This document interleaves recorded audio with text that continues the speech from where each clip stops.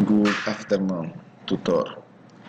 Student name Cristian Huertas. Cast name Kodak. Date 21 4 20 22.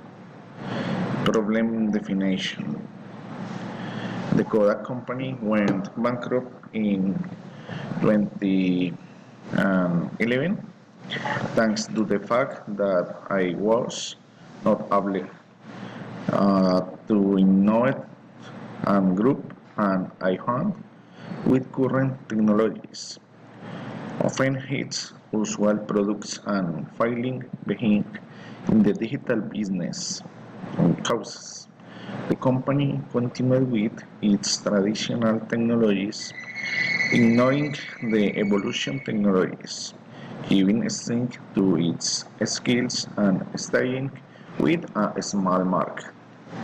Consequence: the company went bankrupt thanks to the fact that its leaders did not keep up with the evolution of technologies, falling behind in the market. So, thank you, teacher.